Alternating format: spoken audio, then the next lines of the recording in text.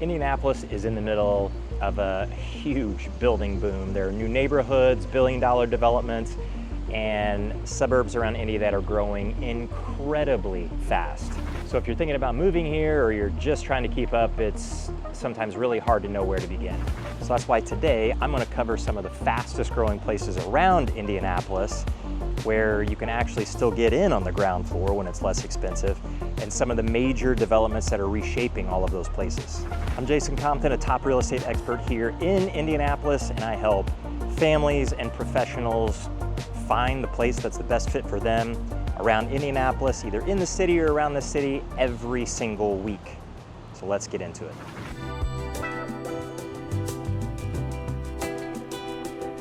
I've made the drive to the west side into Plainfield, Indiana, and this place always amazes me how it sneaks under the radar so much. The location, especially if you need to be near the airport, is just fantastic. It's right next to I-70, and actually it's Super 70, so it feels like it's 100 lanes wide, even though it's not. It's just an extra wide section of I-70. It's really easy to get to downtown Indianapolis. Plainfield's not small either. There's about 38,000 people here now. But today I am specifically at a new project called Hobbs Station, and it's a mixed use development. So you're gonna see retail space with shops, offices, and some restaurants. And it's really early on right now. You can see another Broken Egg Cafe back here behind me, which is a breakfast lunch restaurant that you can find in a lot of places around Indianapolis. But there'll be others through here as well. So you also, with mixed use, you've got living, all kinds of different situations here, all kinds of different ways that you can live at Hobbs Station, from apartments, there are townhomes, there's senior living. Actually, I can see some of the townhomes going up just on the other side of the property way over there. And then you also have single family homes, which are going to be sprinkled in a lot of different places. I'm actually in the central part of Hobbs Station here right now behind me, which is going to be a park, a gathering space here. And this is not a small property. It's about a $300 million project, 125 acres, and all around the outer edges here is where you're going to find the single family homes. And there are multiple builders in here. There's Taylor Morrison, there's Pulte, and others in addition to that too. So you've got multiple price ranges, multiple styles of living in here. And what's cool about Hobbs Station, in addition just to the options that you have, is the location of it. So the shops at Perry Crossing are actually, you could walk to them from here. You could certainly ride your bike to it. And if you wanted to drive over there, which I guess you probably would if you're going over there to shop and you're going to carry some things, and it's literally 5 minutes maybe 5 minutes. And that's just because you're going to hit a stoplight or two on your way over there. So the location is actually really pretty incredible. But the other thing that I like about this, and also I like about just Plainfield in general, is the trail system.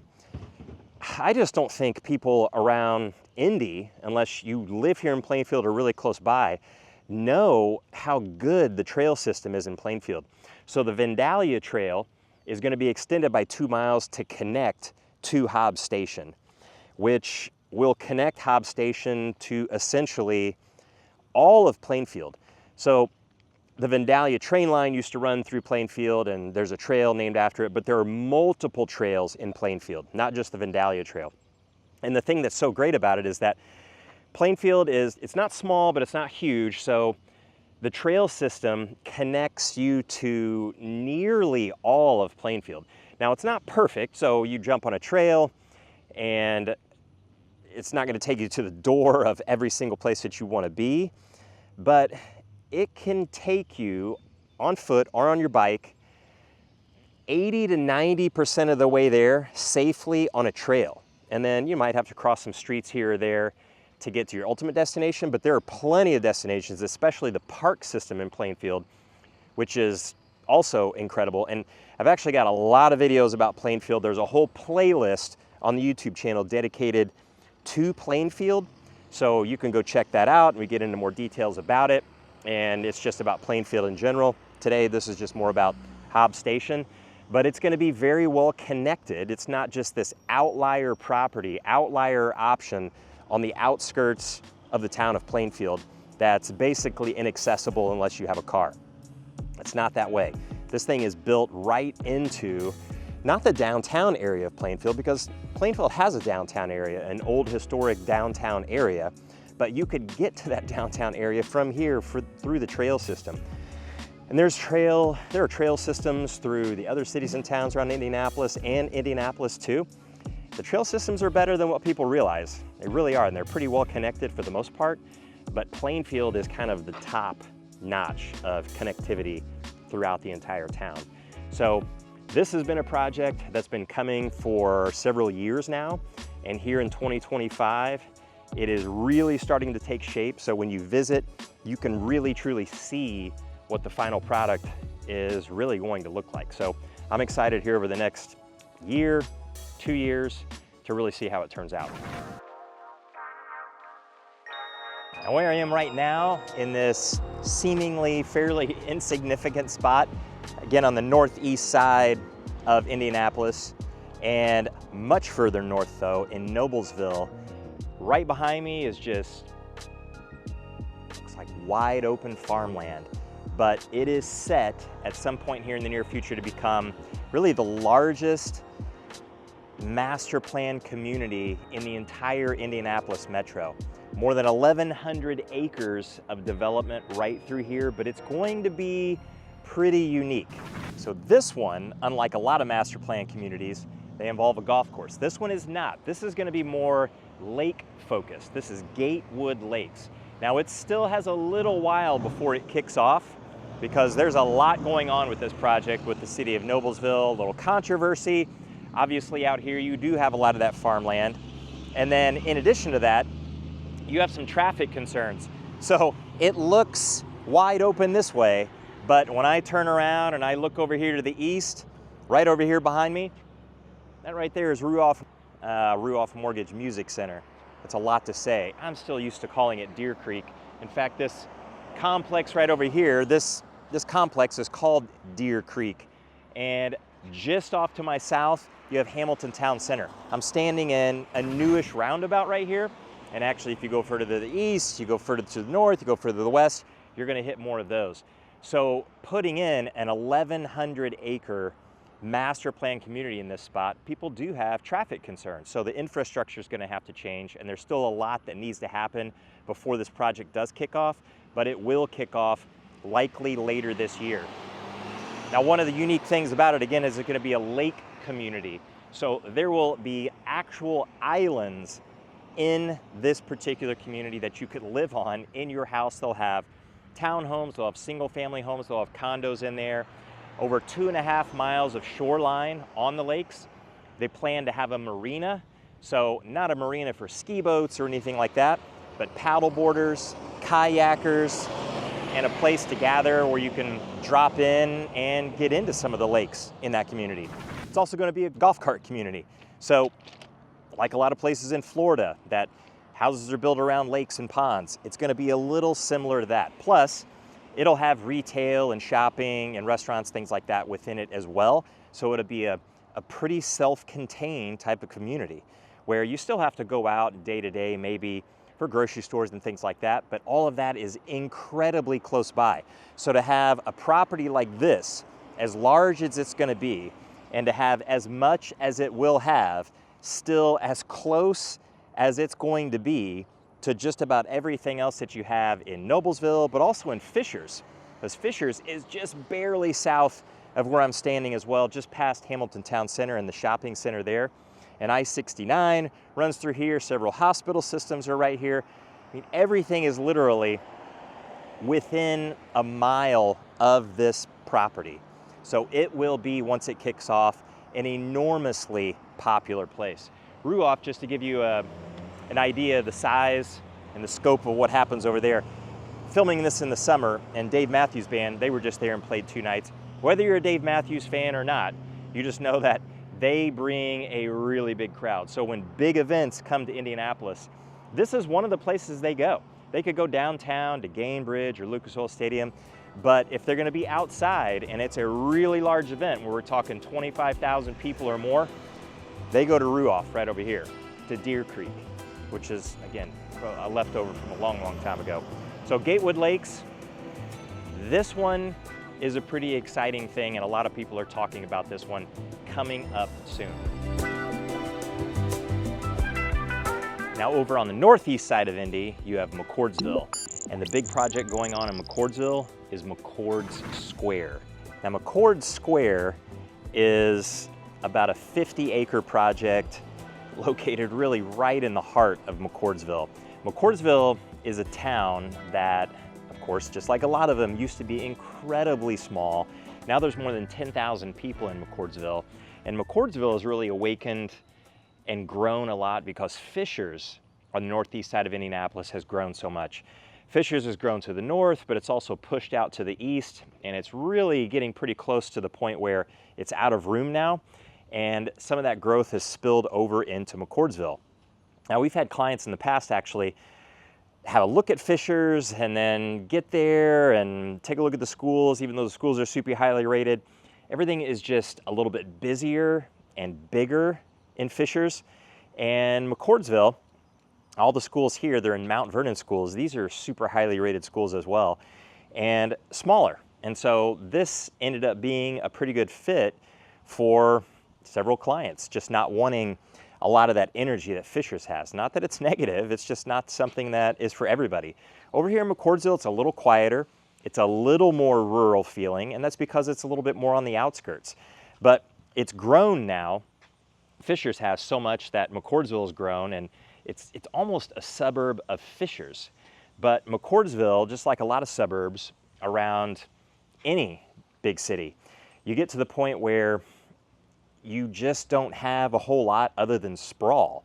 You just get housing development, you get apartments, you get townhomes, and McCordsville has those things, has plenty of new construction. It's one of the places around Indianapolis that if you're looking for new construction, McCordsville is going to have a lot of it, because it's, again, one of those towns that has a lot of really new and then just a little bit of older. And the older is kind of small because it just wasn't all that big at that point. So when you're growing like that, it's hard to keep a cultural heart. And so this McCord Square, not that it's gigantic, only 50 acres or so right now, but it's going to have apartments and a little bit of retail, restaurants, things like that. Like this one here, this Maple Breakfast and Brunch place, this is going to open relatively soon. But also behind me, way back here on the east side, that's going to be further developed. There'll be housing over that way, but they're going to have an amphitheater and just a place for some festivals, farmers markets, and McCordsville to have some of its own events and its own things that are just McCordsville's. Where this is located, again, is right in the heart of McCordsville. So State Road 67 and Mount Comfort Road, which is actually Oleo that continues north and goes across part of Geist Reservoir and into Fishers. That's all super, super close. But this whole intersection is getting a pretty big makeover here over the next 5 to 10 years or so, because this whole area right now, if you were to come into it, you would think, there's not a tremendous amount here at this point. But more and more and more is coming. And so the infrastructure here is going to be changing along with that quite a bit. So while McCordsville is not exactly a place that you can get in on the ground floor, like there's only 500 people here or so, there's more than 10,000 at this point. So it's not the ground floor, but it's still really pretty early on in McCordsville. And if you were to move in at this point, you're going to be fairly close to a lot of the new stuff that's coming to McCordsville. And 10 years from now and 15 years from now, of course, whenever anyone moves to McCordsville or builds in McCordsville, it's going to get pushed a little bit further out. Now I'm on the northwest side of Indianapolis in Whitestown. And honestly, right here, there's not a whole lot to see just yet. But behind me, this 40-acre area, totally blank right now, right off of I-65. This will eventually become something called Paget Commons. And it is very close to Whitestown Parkway, where you're gonna find tons of shopping for Whitestown. And Whitestown is a place that is exploding. I used to coach the golf team, used to teach high school science at Westfield High School, did that for 16 years. And before the year 2000, we would drive through this area on our way to Brownsburg and Avon and some other schools and golf courses, and we would never see a person through here. Now, Whitestown is, at that time, less than 500 people. There was 400 something people or so. Now it's 13,000 people, and Whitestown is set to actually double that population, and really actually a little bit more than that. They're predicting it could be 30,000 people in the next 10 years. So Whitestown needs a lot. And while they have Whitestown Parkway and all of the shops there, you could live in Whitestown and be just fine. You wouldn't have to go anywhere else on a day-to-day basis. But the location of Whitestown is awesome if you have to. I-65 is right there. You can see it behind me and some of the cars going up and down, north and south. Continue north, you go to Chicago. Continue south, you get right into Indianapolis. Zionsville's close by, Carmel is close by, and then of course Indianapolis is really close by. But Whitestown needs a little bit more. With growth like that, when you're getting towards 20,000 and 30,000 people, you need to start getting a little bit more personality and a cultural heart. And Paget Commons is one of the things, hopefully, that can help with that. It's not like there's nothing in Whitestown at all. The downtown area of Whitestown has actually sprung up a little bit. There are a few places in there, like Moontown Brewery, which is an awesome little spot, and has an older feel, sort of like Whitestown as it was 20 or 30 years ago. But if you were to go into Whitestown today, everything is really pretty new. So I would say everything in Whitestown is probably no more than 10 years old. And when you're stretching it, you get to 20 years or so. So Whitestown Parkway just used to be not a ghost town, but truck stop, gas station, things like that, nothing else. And now it's just totally stuffed. But Paget Commons, it'll have apartments, senior living, but more importantly, it's gonna have some gathering space for the community. So it's gonna have some green space, some trails, and then they're thinking it'll have an amphitheater in there as well. So Whitestown will have that center. And every single city and town, for the most part around Indianapolis, those that are at least in that 10,000 population and higher, they all have an amphitheater and a central place to gather. And Whitestown, they don't have that yet. So that's something that they need to put on the map, and really in the super early stages of that. But if you were to move to Whitestown, there is no place in Whitestown that's going to bring you very far away from Paget Commons. Now I'm a little further to the northwest of Indianapolis. I'm actually in Lebanon, Indiana, which is one of those places that if you look at it on a map, and a lot of people look at Lebanon, even that live around the metro, and think Lebanon's really not part of the Indianapolis metro. It's a little too far out there. But like a lot of other places, it's being brought a whole lot closer by people moving there and the need for people moving there. So the biggest thing that's happening here in Lebanon right now is LEAP, the Limitless Exploration Advanced PACE project. So it is an enormous project that is bringing some huge companies. And back here behind me, one of the huge companies that's already broken ground and taking up some space there is Eli Lilly, which you can't get away from Eli Lilly almost no matter where you live in the entire world. Insulin is produced in Indianapolis at Eli Lilly, and all kinds of other pharmaceuticals, medicines. And this right here is going to be a manufacturing plant for Lilly, an expansion of it.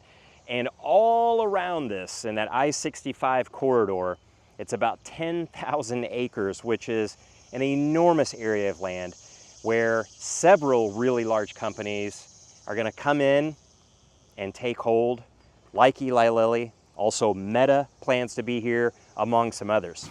So this is a pretty big deal for Lebanon, but also Indianapolis too. So Lebanon has been growing over the past 10 to 20 years or so, but something like this is going to push that growth quite a bit. Now Lebanon, and when you look at it, if you were to go into downtown Lebanon, it is really, really neat, super charming.